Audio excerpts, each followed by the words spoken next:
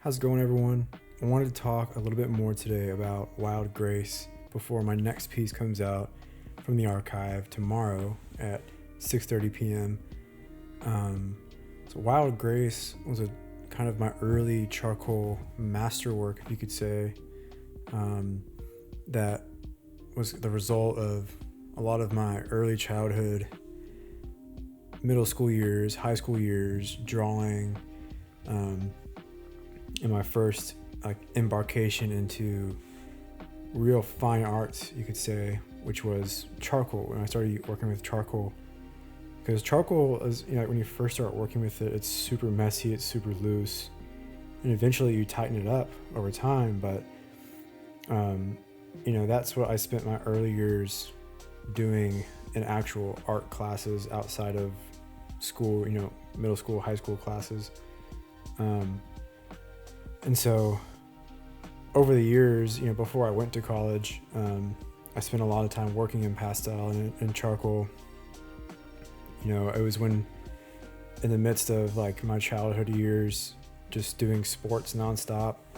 I was also drawing a lot as a kid, ever since I was, 3-4 years old, when I first, found basic, as kids do, they find, learn how to draw. And then progressively, I would fill up just journals and sketchbooks of just my imagination and spending time in my journals, innocently, not trying to impress anyone or with any goals in mind. But I think it was expressive at that time, just in a very simple enjoyment way, just for the simple joy of it as a kid. And it still is in many ways. But of course, as you grow and the complexity of life, unfolds before you, so does the potential of the ways that you express yourself in your art. But going back, I went to Laguna Gloria, the Austin Contemporary is what it's called now, where I met some of my early mentors. Megan, one of my favorite teachers. Megan, hi, if you're out there, I miss you. Hope to see you soon. And Megan was a teacher in one of my first charcoal and pastel drawing classes, who really taught me that there's no such thing as mistakes in art, and every single mistake is a learning opportunity, or just something beautiful, some kind of quirk to show off, to understand a little bit more about. And learning from her, she was a great mentor for me. She made me feel welcomed into the art space and feel like I could belong in a space like that. Why didn't I feel like I belonged? I think is a struggle that I faced for a long time as a kid, a very sporty kid, and from a very conservative Texan family. It was hard breaking into and feeling like I deserved to be what I felt like I wanted to be, which was an artist, a songwriter. I felt embarrassed by who I wanted to be and who I felt I was. And that's one of the reasons why when I first got into charcoal and pastel, that was like, wow, this world of fine arts is extremely welcoming and extremely expressive and extremely healing for me. And when I went into, I spent, a lot of time in these classes and focusing really hard. I think I put my work ethic I was learning in sports early on, my competitiveness, into myself and facing my canvas or whatever work I was working on at the time. And throughout those years, throughout high school, I kept going. I really never took up painting at all. I did do some paintings, but very little. A lot of drawing.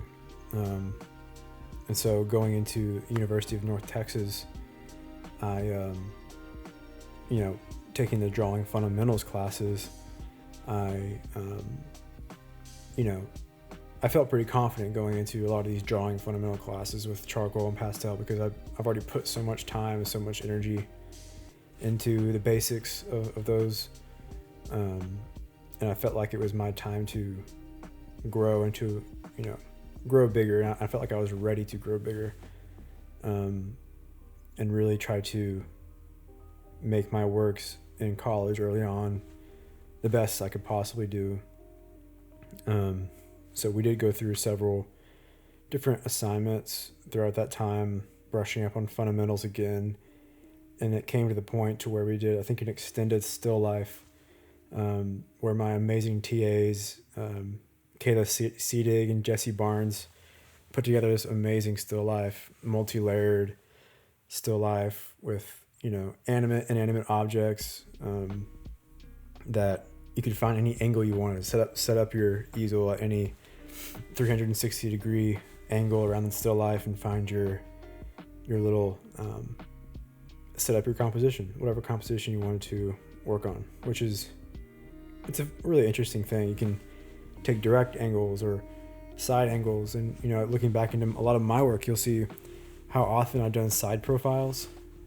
I'm attracted to the side profile. I think it's such an interesting angle to take, how one contour line that you could draw as the silhouette of a profile can tell so much information about, and how we can just visually understand what that is pretty remarkable.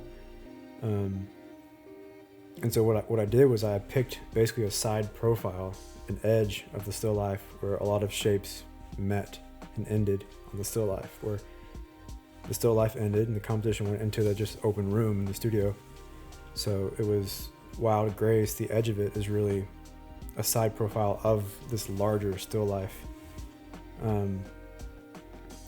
And looking back now, trying to interpret some meaning out of it, when really the piece was, there's a lot more going on whenever you pick your composition than just what's the meaning of the subject matter in this. But I think looking back at the objects that were in that composition that I chose, you could derive some meaning from. And so this extended charcoal meditation in this still life it felt like a little early masterwork. I spent a lot of time on it. It's multi-layered, background and foreground and middle ground, large variety of value,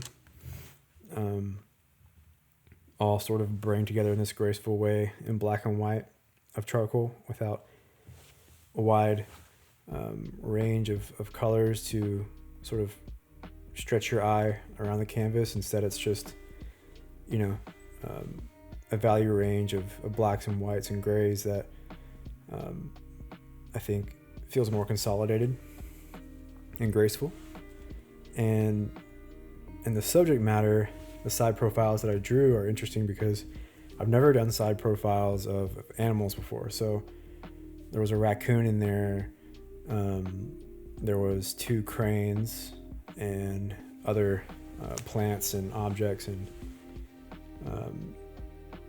interestingly enough, there's animals and natural objects, and there's also artificial objects. Like there's a light bulb and some other man-made objects in the still life that I think it's an interesting juxtaposition with the idea of wild grace. It reminds me of suburban life in Texas, like really semi-suburban life in Texas, where so many of us grew up like living in these suburbs that were,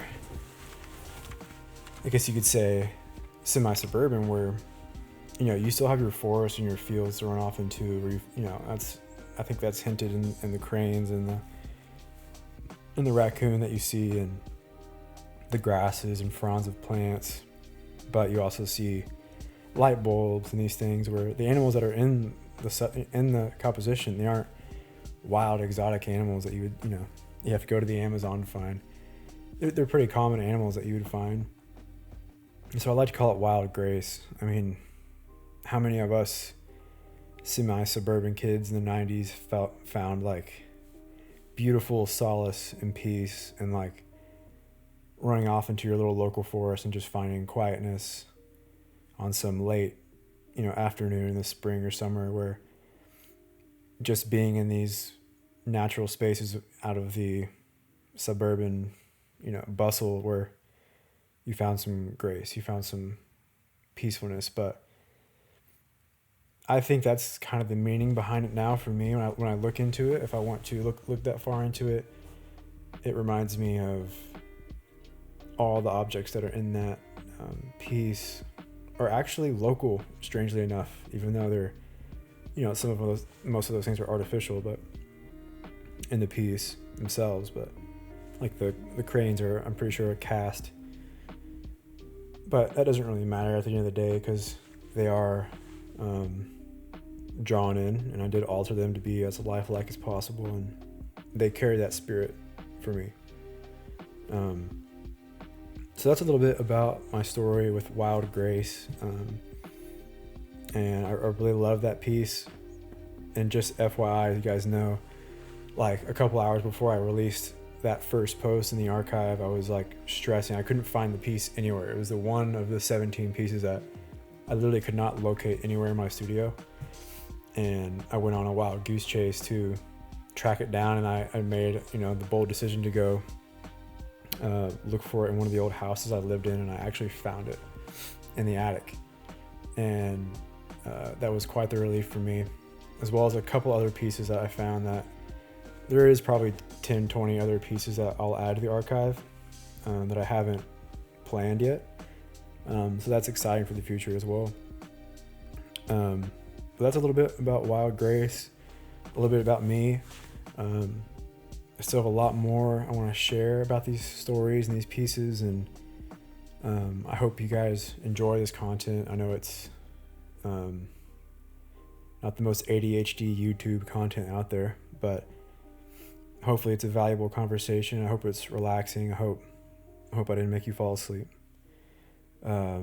So yeah, hopefully more of these videos to come. Please, it does me a lot if you guys just like, comment, subscribe. It makes a really big difference. And looking forward to talking to you guys next time.